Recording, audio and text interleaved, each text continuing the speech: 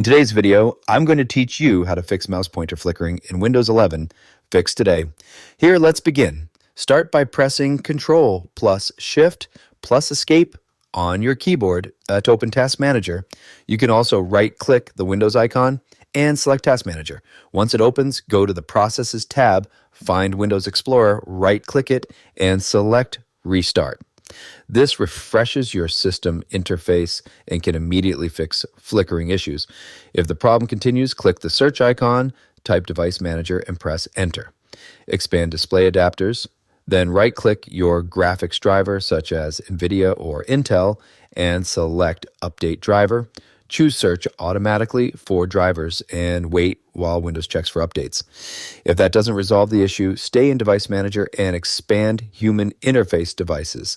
Look for any HID compliant touchscreen entries, right-click them, and select Disable Device. Then expand Mice and other pointing devices. Right-click your mouse driver and select Uninstall Device. Restart your computer and Windows will automatically reinstall the necessary drivers, which can fix glitches causing the flickering. Next, click the Start button, open Settings, and go to Accessibility, then Mouse Pointer and Touch. Make sure the mouse indicator option is turned off, as this can sometimes cause visual flickering effects. After that, click the search icon, type msconfig, and press Enter to open System Configuration. Under the General tab, make sure Normal Startup is selected, then click Apply. Go to the Services tab, check Hide All Microsoft Services, then click Disable All. And click Apply, then OK, and restart your computer to perform a clean boot. If the flickering stops after the clean boot, it means a background service is causing the issue. You can go back and re-enable services one by one to find which one is responsible.